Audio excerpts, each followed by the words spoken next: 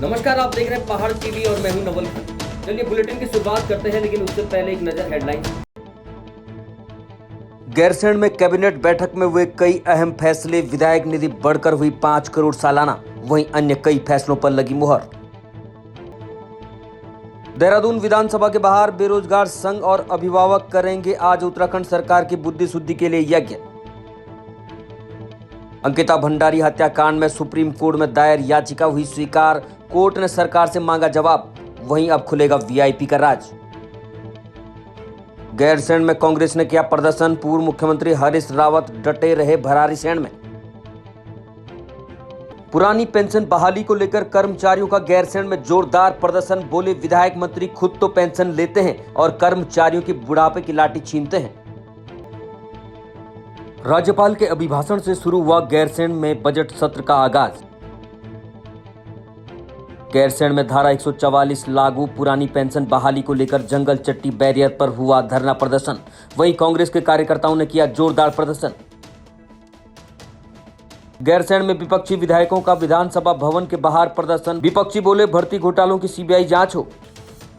उत्तराखंड की ग्रीष्मकालीन राजधानी गैरसैंण के भरारीसैंण स्थित विधानसभा भवन में विधानसभा का बजट सत्र शुरू हो चुका है। विधानसभा का बजट सत्र 18 मार्च तक चलेगा। 15 मार्च को मुख्यमंत्री पुष्कर सिंह धामी की सरकार बजट पेश करेगी। इस बार के बजट से लोगों में काफी उम्मीदें हैं। वहीं सत्र के दौरान कांग्रेस के विधायक मुख्य रूप से पेपर लीक मामले और अंकिता हत्याकांड मामले की सीबीआई जांच की मांग करते हुए नजर आए। हालांकि सदन की कार्रवाई शुरू होने से पहले ही विपक्षी दल ने अपना धरना प्रदर्शन समाप्त कर दिया। वहीं बजट सत्र के पहले दिन सदन के बाहर राष्ट्रीय पुरानी पेंशन बहाली संयुक्त मोर्चा संगठन द्वारा विधानसभा घेराव करने की कोशिश की गई। पुलिस द्वारा भरारीसैंण से कुछ दूर जंगल चट्टी पर प्रदर्शनकारियों को रोका गया। इस दौरान पुलिस और प्रदर्शनकारियों में जमकर नोकझोंक हुई। कांग्रेस पार्टी द्वारा विधानसभा सत्र के पहले दिन आयोजित विधानसभा घेराव के तहत कांग्रेस कार्यकर्ताओं को जंगल चट्टी में पुलिस द्वारा कांग्रेस को रोके जाने पर पुलिस और कांग्रेसी कार्यकर्ताओं के बीच तीखी नोकझोंक हुई। कांग्रेस प्रदेश अध्यक्ष करण महाराज ने कहा कि पुलिस की आड़ में प्रदेश सरकार लोगों की आवाज दबाना चाहती है। प्रदेश सरकार आज अंकिता हत्याकांड का खुलासा नहीं कर पाई है। वहीं भर्ती घोटाले पर सरकार लोगों की आवाज दबाना चाहती है।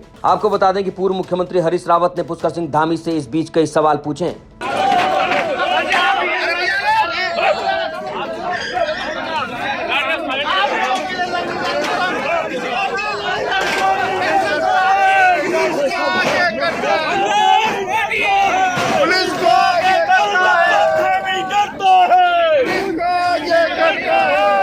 भुगतान के बारे में बातचीत ना हो और ना तो माफियाओं के खिलाफ कोई बोल सके। भू माफिया इनके चल रहे हैं, इनके खनन माफिया चल रहे हैं। इन सारे विषयों को हम उठाना चाहते हैं। अडानी के हाथों पूरा देश बेच दिया इन्होंने। उस सब का विरोध करने कांग्रेस आई थी, लेकिन कांग्रेस के लोगों को जगह जगह पुलिस की मदद से सरकार रोक रही है और प्रशासन डंडे के हिसाब से चलना चाह रहा है। इस देश में जहाँ अभिव्यक्ति की आज़ादी है, वहाँ लोगों को अपनी बात रखने का भी मौका नहीं दिया। हम यहाँ खोद रहे हैं, हम कह रहे हैं वो कहाँ है वो ग्रीष्मकालीन राजधानी। तुम ग्रीष्मकालीन नहीं कह रहे थे, हम तो पूर्ण राजधानी वाले थे। तुम ग्रीष्मकालीन बताओ ना, कहाँ है वो राजधानी, कहाँ है वो दफ्तर ग्रीष्मकालीन राजधानी का। एक पत्थर दिखा दो जो 6 सालों में गैरसैंण में तुमने लगाया है। लोगों को बेवकूफ बना रहे हैं। कांग्रेस द्वारा गैरसैंण में किए गए धरना प्रदर्शन को लेकर भाजपा प्रवक्ता सुरेश जोशी ने कहा कि कांग्रेस पूरे देश में अराजकता का माहौल पैदा कर रही है। वहीं उन्होंने कहा कि इसलिए धीरे धीरे कांग्रेस का पूरे देश से सुपड़ा साफ होता जा रहा है। चाहे प्रमुख विपक्षी दल कांग्रेस पार्टी हो या और विपक्ष के लोग, सब लोगों का मकसद जो है कि प्रदेश की राजनीति को, प्रदेश के विकास को, प्रदेश को कैसे हम लोग आगे बढ़ाएंगे, इसमें कोई न तो स्टडी करना चाहता है, न इसमें किसी का ध्यान है। अब एक सस्ती लोकप्रियता अर्जित करने के लिए हर राजनीतिक दल ने अराजकता का माहौल बनाना शुरू कर दिया। अगर अभी आपने देखा होगा कि लोकसभा और राज्यसभा में किस तरह कांग्रेस ने अराजकता फैलाई।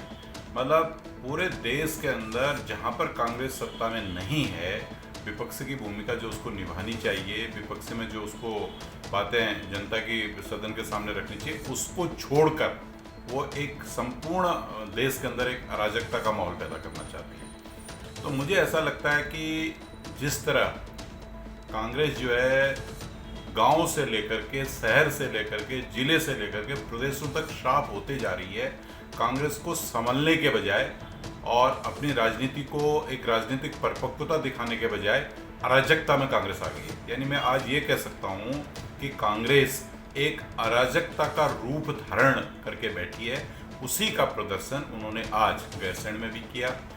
मैं ये मानता हूं कि ये राजनीति के लिए शुभ संकेत नहीं है और कांग्रेस के लिए तो कतई नहीं है। अब खबर उत्तराखंड के बहुचर्चित अंकिता हत्याकांड से जुड़ी है, जहां अंकिता भंडारी हत्याकांड से जुड़ी बड़ी खबर सामने आ रही है। आपको बता दें, अंकिता भंडारी के पिता वीरेंद्र भंडारी ने मामले की सीबीआई जांच के लिए सुप्रीम कोर्ट में एक याचिका दाखिल की है, जिस पर सुनवाई करते हुए सुप्रीम कोर्ट ने अंकिता भंडारी हत्याकांड की सीबीआई जांच की मांग वाली याचिका खारिज करने के हाईकोर्ट के आदेश के खिलाफ उत्तराखंड सरकार से जवाब मांगा है। इसके साथ ही एसआईटी ने पूरे मामले में 500 पेज की चार्जशीट तैयार की है। मामले में लगातार शुरुआत से बने पत्रकार आशुतोष नेगी ने बताया कि सुप्रीम कोर्ट में उनकी याचिका स्वीकार हो गई है, जिसमें सीबीआई जांच से इनकार कर दिया था हाई कोर्ट ने, क्योंकि आप लोग की ऑडियो की समर्थन दे रहे हैं और सोशल मीडिया के माध्यम से, और जब हमने क्राउड फंडिंग की थी, क्राउड फंडिंग के माध्यम से इस केस को लड़ने के लिए आर्थिक सहायता भी की। सभी लोगों का धन्यवाद करना चाहता हूं, क्योंकि आप लोगों का अगर उत्साहवर्धन नहीं होता, आप लोगों का अगर सहयोग नहीं होता, तो हम सुप्रीम कोर्ट तक भी नहीं आ पाते। तो पहले तो मैं सभी लोगों का धन्यवाद करना चाहता हूं कि आप लोगों की मदद से, आप लोगों के सहयोग से आज हम हाई कोर्ट में लड़ाई लड़ने के बाद अब सुप्रीम कोर्ट में आ गए हैं। और आप लोगों को मैं बधाई देना चाहता हूं कि सुप्रीम कोर्ट ने हमारी जो याचिका थी, जो हाई कोर्ट का जो ऑर्डर था, जिसमें सीबीआई जांच से इनकार कर दिया था हाई कोर्ट ने, जस्टिस संजय मिश्रा का जो ऑर्डर था, जो कि लंबे समय तक रिजर्व रहा, और उसके बाद संजय मिश्रा साहब ने डिनाई कर दिया कि सीबीआई इन्वेस्टिगेशन की ज़रूरत नहीं है। उसके खिलाफ हम यहाँ सुप्रीम कोर्ट में आए थे और सुप्रीम कोर्ट ने हमारी याचिका आज स्वीकार कर दी है। और जो बेंच थी वो उसमें जस्टिस जोसेफ थे, मिसेज जस्टिस नागरत्ना थी, जो कि बताया जा रहा है कि काफ़ी सीनियर जस्टिस हैं इस सुप्रीम कोर्ट की, और ये बात हो रही है कि शायद वो संभवतः भविष्य में चीफ जस्टिस, पहली चीफ जस्टिस भी बन सकती हैं देश की महिला। गैरसैंण में आयोजित सत्र में धामी सरकार की कैबिनेट बैठक में कई महत्वपूर्ण निर्णय लिए गए, जिसमें विधायक निधि को जहां बढ़ाकर 5 करोड़ रुपया सालाना किया गया, वहीं महिला मंगल दलों और मंदिर सौंदर्यीकरण की धनराशि बढ़ाने का प्रस्ताव भी पास किया गया। साथ ही राज्य आंदोलनकारियों के 10% आरक्षण पर भी मुहर लगाई गई। उत्तराखंड में इन्फ्लुएंजा के मामले लगातार बढ़ रहे हैं। अधिकांश मरीज ओपीडी में परामर्श लेने के बाद घर पर ही उपचार ले रहे हैं। वहीं उत्तराखंड के हल्द्वानी में राजकीय मेडिकल कॉलेज की वायरोलॉजी लैब में H3N2 इन्फ्लुएंजा के 2 मामले सामने आए हैं। वहीं H1N1 व H3N2 के बचाव के लिए सभी अस्पतालों को अलर्ट जारी कर दिया गया है। अस्पतालों में जरूरत के मुताबिक बेड आरक्षित करने के साथ ही जरूरी दवाएं उपलब्ध करने के निर्देश दिए गए हैं। स्वास्थ्य महानिदेशक डॉक्टर विनीता शाह की ओर से जारी आदेश में कहा गया है कि चिकित्सा स्तर पर इन्फ्लुएंजा इन्फेक्शन की सघन निगरानी की जाए, ताकि शुरुआती चरण में ही मामले चिन्हित कर इन्फ्लुएंजा को प्रसारित होने से रोका जा सके। कल एक सीजन के स्टार्ट में ही जनवरी में हमने एक इन्फ्लुएंजा को लेकर एडवाइजरी जारी की थी, और अभी हम फिर निर्देशित करने चाह रहे हैं कि ये कॉमन वैसे इन्फ्लुएंजा वायरस है, लेकिन हमको थोड़ा अलर्ट रहना पड़ेगा कि अगर किसी को भी कॉमन कोल्ड वगैरह है तो वो अपना आइसोलेट कर ले अपने को, और थोड़ा कोविड एप्रोप्रिएट बिहेवियर करें, मास्क वगैरह पहने, और अगर किसी को सिम्टम कोई कॉम्प्लिकेशन होता है तो वो चिकित्सक की राय ले जल्दी ही। और अगर खासकर डायबिटीज़, हाइपरटेंशन वाले जो कोमॉर्बिड और किसी को रेस्पिरेटरी डिजीज़ है, तो वो अपना ज़्यादा प्रिकॉशन ले, और शीघ्र ही हम सभी सीएमओज़ को अलर्ट रहने के लिए। देहरादून में एसटीएफ ने सोमवार को फर्जी मार्कशीट और डिग्री देने वाले सरगना को गिरफ्तार कर लिया है, जो लंबे समय से वांछित था। आपको बता दें कि कोतवाली देहरादून ने हाई स्कूल और इंटरमीडिएट की फर्जी मार्कशीट बनाने वाले एक व्यक्ति राजकिशोर राय को गिरफ्तार कर लिया है, जिसमें पूछताछ में सामने आया था कि फर्जी मार्कशीट तैयार करने वाले गिरोह का सरगना सहेंद्र पाल है, जो फर्जी दस्तावेजों के आधार पर NCRE नाम से एक संस्था चलाता है। अब खबर उत्तरकाशी से है, जहां टैक्सी यूनियन भटवाड़ी रोड के समीप अवैध कब्जा करने के बाद यूनियन पदाधिकारियों, टैक्सी संचालकों और कब्जाधारी रसूख कथित समाज सेवी के मध्य हुए विवाद के बाद प्रशासन द्वारा पटवारी की जांच आख्या में कब्जा की गई भूमि टैक्सी यूनियन के नाम निकली, जिसके बाद कब्जाधारी को अपनी हार माननी पड़ी। आपको बता दें कि प्रशासन ने त्वरित जाँच कर कब्जा हटाया, जिस पर टैक्सी संचालकों ने राहत की सांस ली। कब्जा हटने के बाद अब ये सवाल उठता है कि अपने रसूख और कथित समाज सेवी का चोला ओढ़े ऐसे कब्जाधारियों पर प्रशासन कोई कार्रवाई करता है, या कब्जे के विरुद्ध प्रशासन की कार्रवाई केवल गरीब लोगों तक ही सीमित रहती है। हमारा जो है कई समय से होली के दिन से जो विवाद चल रहा था जमीन पे टैक्सी यूनियन भटवाड़ी रोड की, और जो यहाँ पे कब्जा हो रहा था उस पर आज जो है यहाँ जो क्षेत्रीय बाड़ाज का जो क्षेत्रीय पटवारी है और क्षेत्रीय पटवारी जी आकर के, नायब तहसीलदार जी आकर के यहाँ पे जो भी उन्होंने अपना फिता लगा करके जितनी ज़मीन हमारी थी उतना हमें बताया गया। और जितना जो यहाँ पे जो मेजर जमनाल की ज़मीन थी उनको भी बताया गया कि भाई यहाँ तक आपकी ज़मीन है। और हम लोग जो हैं शासन और प्रशासन का बहुत बहुत धन्यवाद करना चाहते हैं कि हम लोगों को संतुष्ट किया और हमारा इसमें जो हमारे जो सरकार ने हमें जो ज़मीन दी है वो हमें बताया गया कि आपकी ज़मीन यहाँ तक की है। और इस ज़मीन के लिए हम जो प्रशासन का जो यहाँ पे पटवारी आए थे उनका हम अपने तहे दिल से, टैक्सी यूनियन जो सारे लोग तहे दिल से उनका बहुत बहुत धन्यवाद करना चाहते हैं। धन्यवाद। मैं टैक्सी यूनियन उपाध्यक्ष और मैं चाहता हूँ कि अब हम किसी को यहाँ कोई कब्जा करने नहीं देंगे, क्योंकि इसलिए ये यूनियन हमारी संगठन है और ये हमारा रोजगार है। ये नहीं है कि यहाँ किसी को हम अवैध कब्जा करने बिल्कुल नहीं देंगे। बस हमारा यही कहना है। अब खबर खटीमा विधानसभा से है, जो कि आजकल चर्चाओं में बनी हुई है, क्योंकि स्थानीय जनता द्वारा खटीमा विधायक भुवन कापड़ी पर जनता से नहीं मिलने और विधानसभा से बाहर रहने के आरोप लगाए हैं। वहीं अब कांग्रेस विधायक भुवन कापड़ी के क्षेत्र से नदारत होने के पोस्टर लगने से मामला गर्मा गया है। वहीं विधायक की पत्नी कविता कापड़ी ने सैकड़ों कांग्रेसियों ने खटीमा कोतवाली का घेराव कर दिया। कांग्रेसियों का कहना है कि भारतीय जनता पार्टी के लोगों द्वारा लगातार स्थानीय विधायक की लोकप्रियता से घबराकर उनकी छवि को धूमिल करने का प्रयास किया जा रहा है। वहीं विधायक के खिलाफ अनर्गल बातें फैलाने और गलत पोस्टर लगाने वालों की 24 घंटे में गिरफ्तारी की उनके द्वारा मांग की गई है। विधानसभा का सत्र शुरू हो रहा है और उपनेता प्रतिपक्ष भुवन कापड़ी जी आज सदन में कई मामले उठाने वाले हैं। उनको डिस्टर्ब करने के लिए यह कुछ भाजपा के कार्यकर्ताओं ने अनर्गल बयानबाजी करके रात के 1 बजे चोरों की तरह मुंह पे कपड़ा बांधकर, सिर पे कपड़ा बांधकर कुछ गुमशुदा की तलाश के फोटो लगाए गए हैं, पोस्टर लगाए गए रात को, जिनको हमारे कार्यकर्ता रात को 2 बजे रोका। हम थाने पहुंचे रात को 2-2:30 बजे, FIR दर्ज कराई। अगर कल तक ये कार्रवाई करके इनके खिलाफ ये मामला खुलासा नहीं हुआ तो इतना पोस्टर विधानसभा के अंदर लगाया जाएगा कि इतिहास रच देंगे। क्या कहना ये है कि विधायक जी जो क्षेत्रीय विधायक यहाँ के उनके खिलाफ जो है कुछ पोस्टर लगाए हैं, जिसकी इन्होंने व्हाट्सएप में पिक्चर भी देखी है, एक एप्लीकेशन दी कि साहब इसमें विधायक जी को डिफेम किया जा रहा है। तो उस संबंध में जो है एक एप्लीकेशन लेके आया था, तो उसमें हमारे द्वारा जाँच की जा रही है और इनको एक राय भी दी गई है कि आप डेफिनेशन करके इसे कोर्ट, सिविल कोर्ट में इसको किया जाए।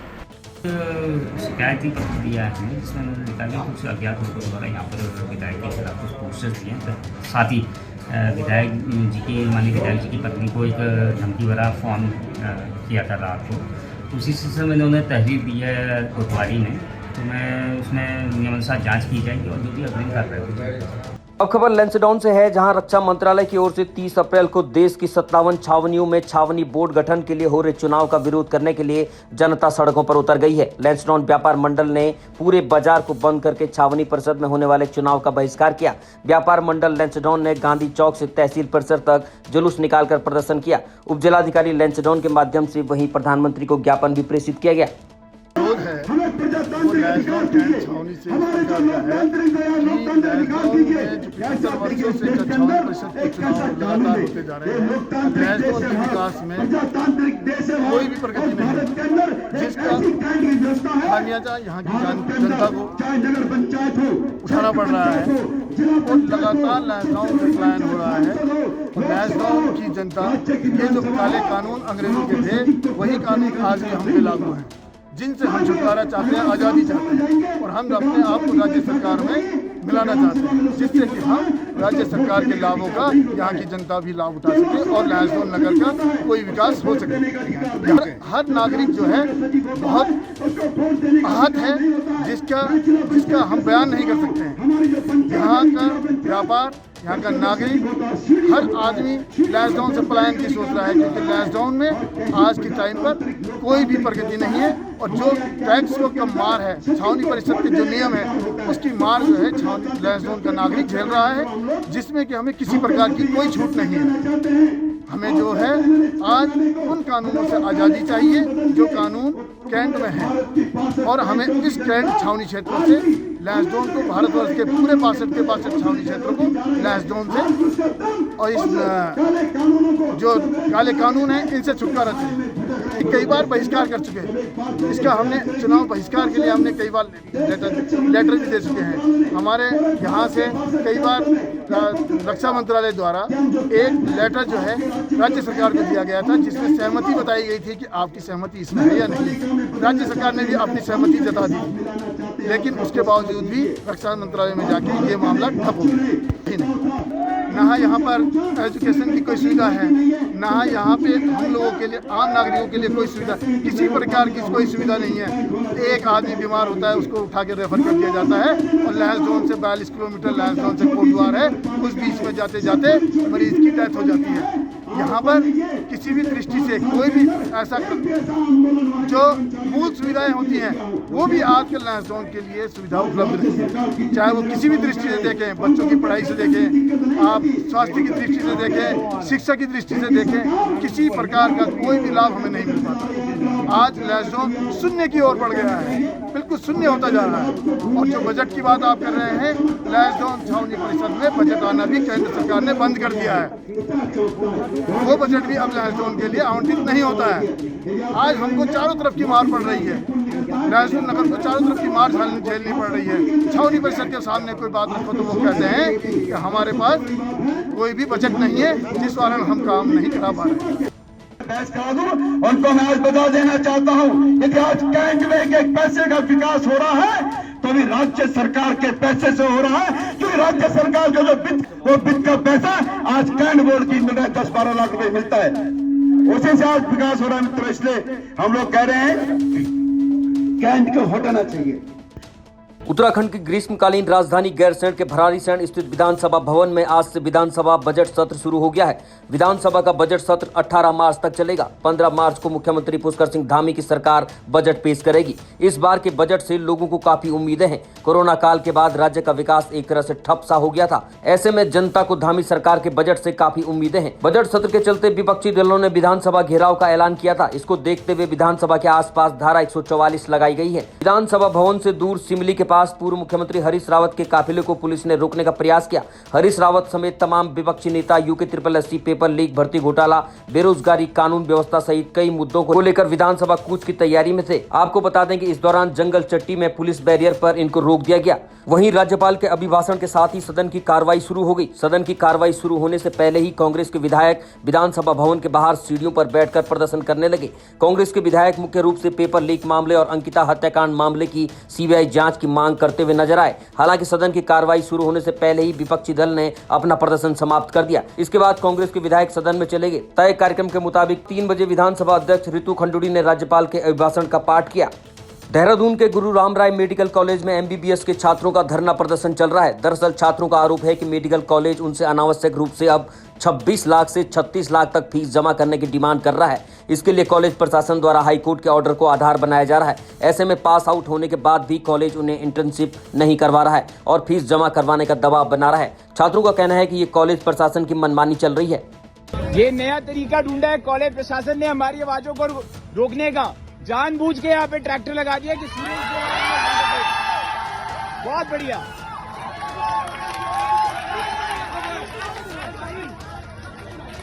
ये सब रिस्पॉन्सिबल है।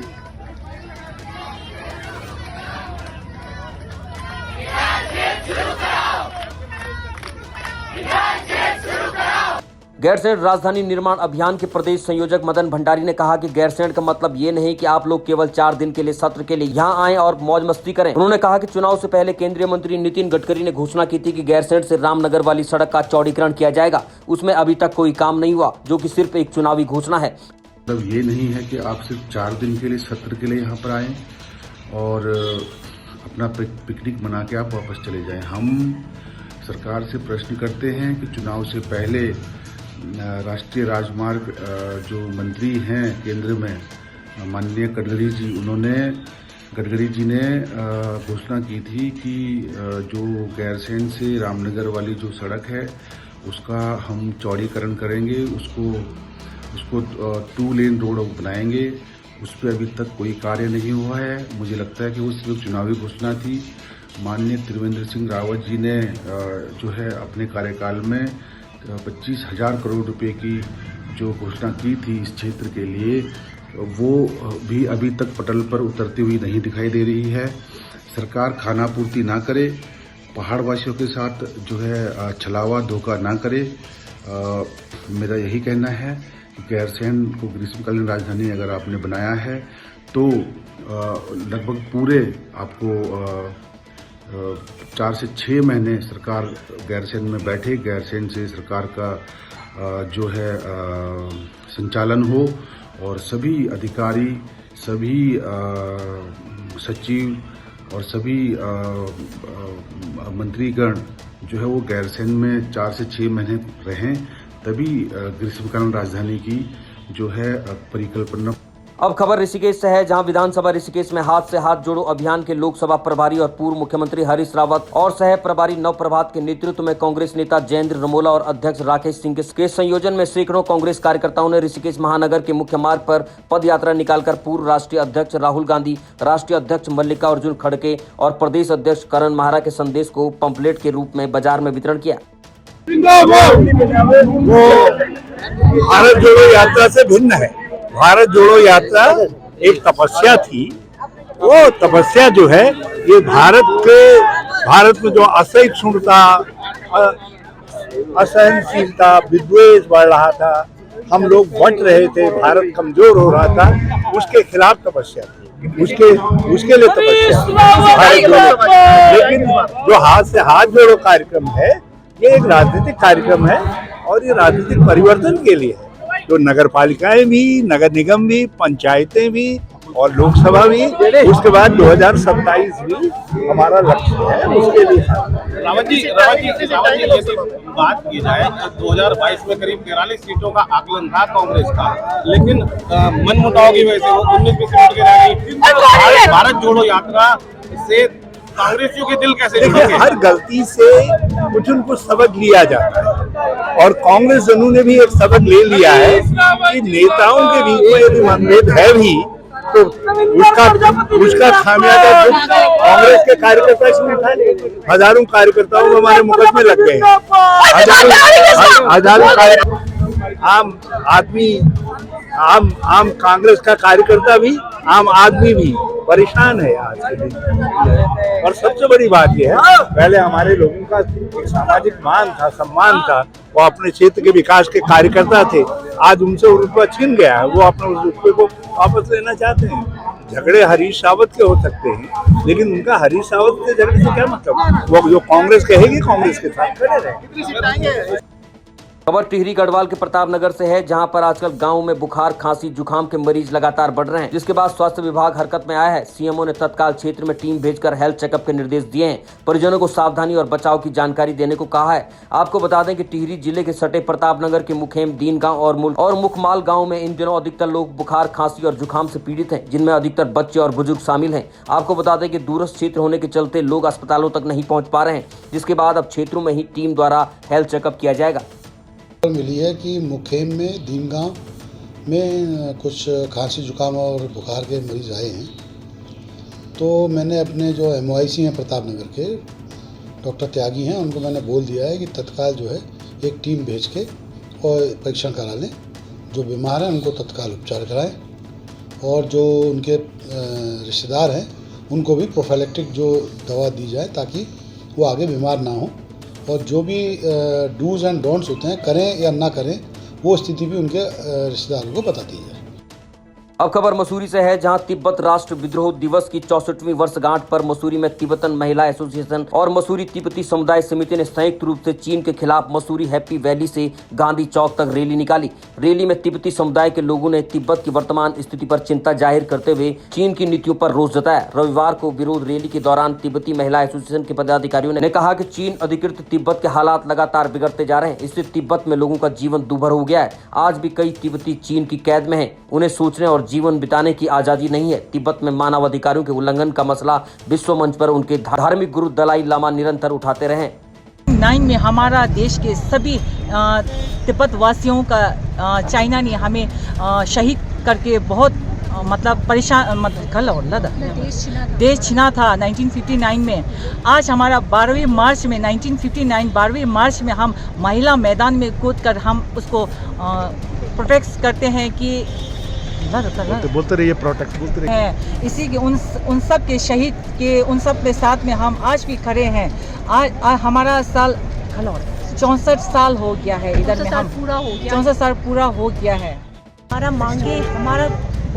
मांगे तो बहुत सारी मांगे हैं, बट जो हमारा अभी फ़िलहाल जो हमारा मांगे है, चाइना में बहुत सारे अत्याचार होते आए हैं, अभी हो भी रहा है। अभी जो अब नया बात करें तो अभी कोविड के टाइम पे ज़बरदस्ती उन्होंने ज़ीरो कोविड पॉलिसी करके एक बनाया था, तो ज़बरदस्ती चाहे वो पॉजिटिव हो चाहे नेगेटिव हो, सब साथ में डाल के जो ज़बरदस्ती का जो वहाँ हो रहा है, और वहाँ पे ह्यूमन राइट्स नहीं है।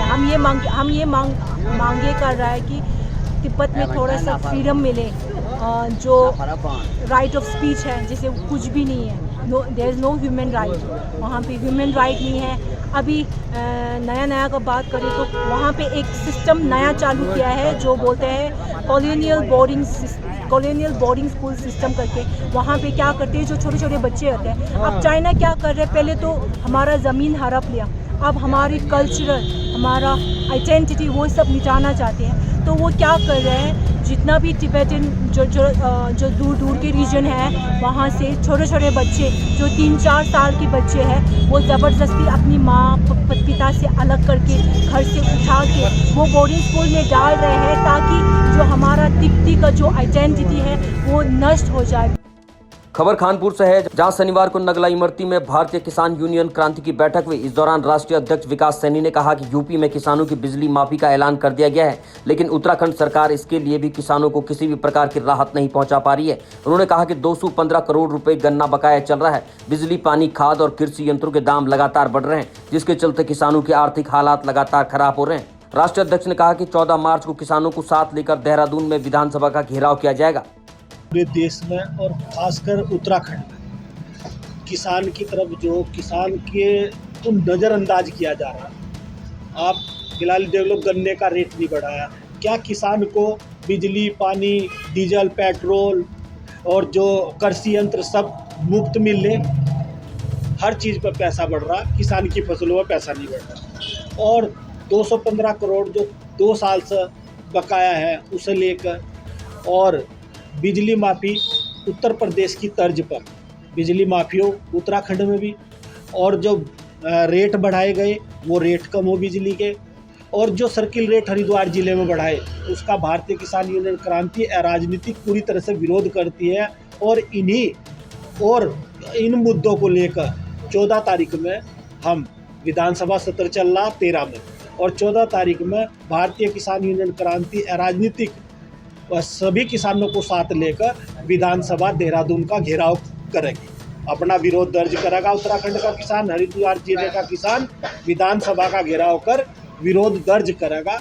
जो किसान उत्पीड़न है वो किसी भी कीमत में भारतीय किसान यूनियन क्रांति राजनीतिक बर्दाश्त नहीं करेगी। भारतीय किसान यूनियन क्रांति राजनीतिक हर मोड़ पर सक्रिय है। अभी आपने हमारे राष्ट्रीय अध्यक्ष महोदय से एक सवाल किया है कि अगर वो घेराव के बाद भी हमारी बात नहीं मानते तो हम वो बात मनवाने के और तरीके फिर इस्तेमाल करेंगे। वहाँ हमें भूख हड़ताल पर बैठना पड़े, नहीं मानेंगे आत्मदाह भी करेंगे, सड़कें जाम करेंगे, और इन्हें सबको लेकर अगर हम आत्मदाह करेंगे तो इन विधायकों और मंत्रियों को बगल भर के इनकी जब आग लगाएंगे हम अपने आप में। हम अपनी बात को इस समय किसान जो है वो मरने के कगार पे क्या मराई पड़ा है। अभी हमारे राष्ट्रीय अध्यक्ष ने बताया कि वो उनके चूल्हे कर्ज से जल रहे हैं। भाई बिजली फ्री उत्तर प्रदेश गवर्नमेंट कर सके तो उत्तराखंड गवर्नमेंट क्यों नहीं कर सकती? आज उत्तराखंड में किसान की स्थिति दयनीय है, और ये सरकारें जो हैं ये सरकारें बिल्कुल ध्यान नहीं दे रही, और इनका ध्यान दिलाने का काम हमारा है। हम इन पर ज़बरदस्ती ध्यान दिलवाएंगे अगर प्यार से नहीं मानेंगे, और फिर हमें जो भी करना है हम किसी भी स्तर पर हम जाने के लिए तैयार हैं, लेकिन हम अपनी मांगे मनवा कर रहते हैं। अभी तक की खबरों में इतना ही। आगे की खबरों के लिए देखते रहिए पहाड़ टीवी। तब तक के लिए नमस्कार।